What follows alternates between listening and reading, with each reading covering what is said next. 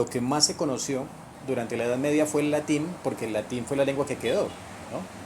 De hecho, las lenguas nacionales en la cuenca del Mediterráneo, nosotros hablamos una de ellas, pues viene a ser como una especie de parlache del latín que viene a consolidarse por allá en el siglo XI, XII. Mientras tanto, los árabes, que tenían controlado buena parte de ese sector del Mediterráneo, sobre todo España, ellos sí, como dominaban un territorio tan grande, y ellos eran personas que tenían una sensibilidad artística que es muy conocida y es proverbial y tenían una gran cultura también. Ellos se preocuparon por conservar los textos de la antigüedad griega. Y en algunos lugares, como por ejemplo el sur de Italia, y en España, particularmente en Toledo, ellos hicieron escuelas de traductores. Y ellos tradujeron del griego al latín obras que tuvieron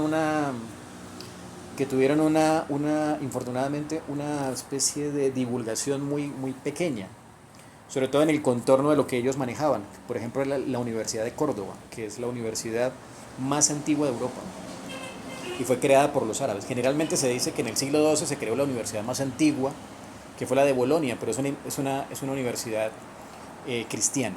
En España se conocieron esas cosas. Entonces, la primera gran traducción de los textos de Aristóteles relacionados con la literatura, los primeros dramas, las primeras tragedias, se tradujeron allá en España. Mientras tanto, de manera paralela a eso, en el mundo cristiano, en toda Europa, incluyendo también España, se, se, se desarrolló una especie de subgénero que se llamaron autos sacramentales. Los autos sacramentales, la iglesia se dio cuenta que era un mecanismo muy importante para divulgar la palabra de Dios y la vida de ciertos héroes de la iglesia, como por ejemplo Sansón, ¿no? La historia de Adán y Eva, la historia de Jesucristo. Y ahí se desarrolla un tipo especial de drama, un drama sagrado que no era litúrgico. O sea, la mayor parte de las celebraciones durante la Edad Media, que tenían un carácter religioso, eran litúrgicas, se hacían dentro del culto. Pero el auto sacramental creó una idea nueva y era la de acercar la palabra divina a la gente que no sabía leer o que le costaba mucho trabajo o ir a misa, ¿no? O a acercarse a la palabra de otra manera, o porque trabajaba, etcétera. Entonces, los días de mercado en ciudades como Colonia, en Alemania, Amberes, en lo que es hoy Bélgica, y algunos lugares de Inglaterra, sobre todo en Inglaterra, se desarrollaron ese tipo de autos sacramentales. La tradición teatral que tienen países como Alemania, el centro de Europa, el norte de Italia, el sur de Italia e Inglaterra, es un poco la herencia de esos autos sacramentales de la Edad Media que crearon un público. Incluso a partir del Renacimiento, cuando los temas cambian, dejan de ser solamente representaciones de cosas de la Biblia, hay ya un público entrenado que está acostumbrado a ver ese tipo de cosas. Entonces, en la Edad Media hubo un proceso muy importante. El caso de España es muy particular porque allá se recuperó la tradición griega, que no se conoció en el resto de Europa, y hubo una tradición autónoma, que es la de autos sacramentales, con un carácter muy especial. Y es que hay una tradición larga de dramaturgia de guerra, que es donde surge en España.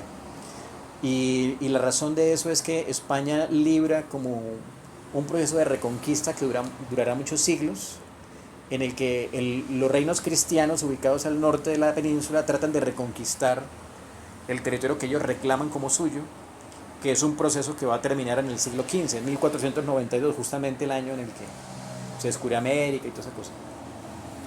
Entonces, bueno, el otro momento tal vez sea el Renacimiento. El Renacimiento tiene muchos episodios interesantes, pero valdría la pena mencionar uno. Y es que en Florencia, en Italia, surge una especie de Parnaso. Parnaso es el nombre que se usaba durante el Renacimiento y la primera parte del Barroco para referirse a lo que llamamos hoy las tertulias literarias. Unas tertulias que eran mucho más animadas que hoy, ¿no? Pues seguramente pues, se tomaba más que una cerveza y eso, Eran gente de la nobleza que invitaba a su castillo y era un encuentro de varios días con orquesta privada, pues tremendo banquete y toda la cosa, en el que las personas de una altísima condición, generalmente nobles, son famosos entre ellos los Gonzaga, por ejemplo, en Mantua, que ellos compraban esos manuscritos que habían traducido los árabes, unas obras costosísimas, que para nosotros serían absurdas. Y también en la misma Florencia los Medici lograron crear una biblioteca, tal vez la biblioteca que llegó a ser pública más grande en manuscritos en la Europa de esa época. Y ellos descubrieron allí cómo era que se representaban las cosas en Grecia. No olvidemos que esa información llega muy tarde, porque llega traducida. Ellos sabían perfectamente cómo era el tema de los comediógrafos latinos, ya habían escuchado y visto muchas veces la Sinaria, por ejemplo, de Quintomacio Plauto, los Eutontimurúmeros de Publio Terencio, que eran obras muy chistosas y de mucho éxito que terminaron siendo representadas por siglos en el mundo cristiano latino. Pero en el Renacimiento en Italia llega de España esas obras traducidas del griego. Y a ellos les impacta muchísimo eso de ver que había coros y había música, cosa que no ocurría en Roma. Y entonces, uno de los principales cultores de ese Parnaso crea una especie de pequeño departamento que se llama música reservata, como algo así como la música para los iniciados, para los que más sabemos.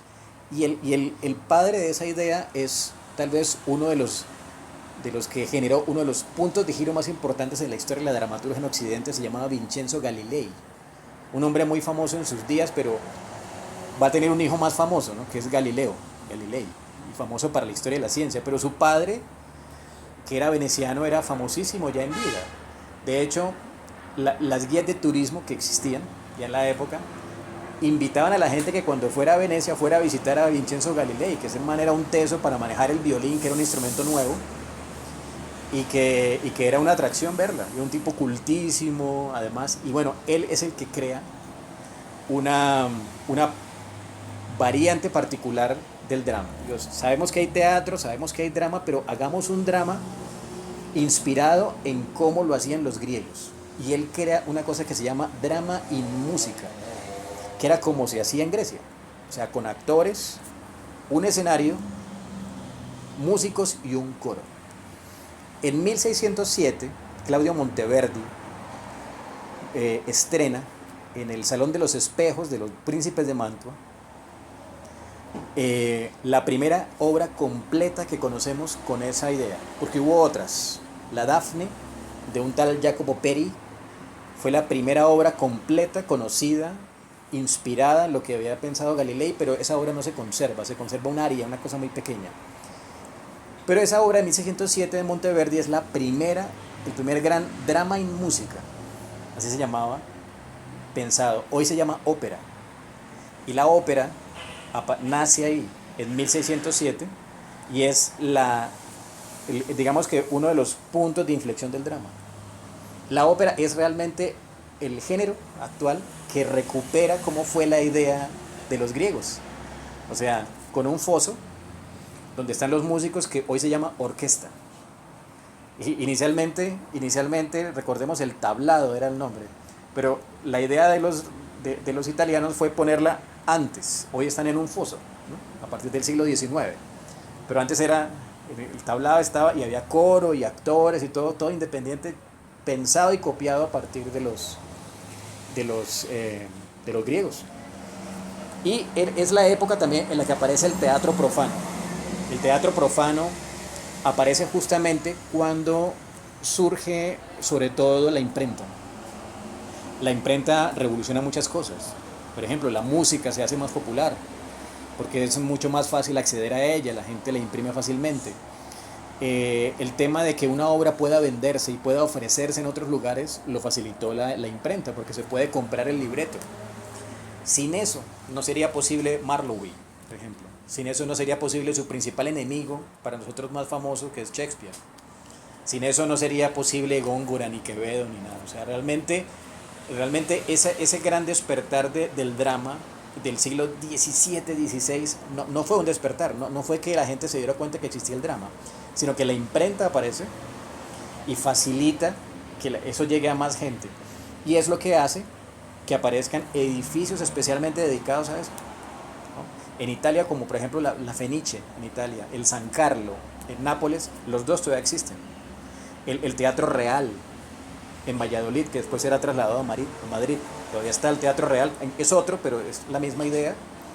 Y aparece el Globo, que es tal vez el más famoso de los teatros de esa época. El teatro desapareció, el crecimiento de Londres lo tumbó, pero hace 10 años lo reconstruyeron en un lugar muy cercano ahí, y hoy todavía se representan las obras de, de Shakespeare, que fue tal vez el dramaturgo más famoso y que hizo famoso al Globe. Incluso hay discos que graban la música del Globe. Uno puede comprar ya en formato Blu-ray las obras representadas en el Globe con subtítulos en todas las lenguas importantes, pues el español incluido. ¿Qué fue lo que hizo importante al Globe? El Globe fue el primero en hacer montajes tipo Hollywood. Pues si no fuera que Hollywood existiera hoy, diríamos montajes tipo Globe. ¿Por qué? Porque existen hoy, historiadores han estudiado el tema, es muy entretenido eso, las cuentas que ellos pasaban, no solamente de sabemos cuánto le pagaban al actor, cuánto le pagaban al dramaturgo, porque la mayor parte de las obras de esa época, que son sacralizadas por la tradición hoy en día, gracias a la imprenta, pero en la época estaban hechas para ser representadas 3, 4 veces y ya, chao. ¿Sí? Por eso Shakespeare hizo tantas obras y Eurípides no tanto, ¿no? En una época en la que había tanta oralidad, se respetaba mucho lo que el maestro decía.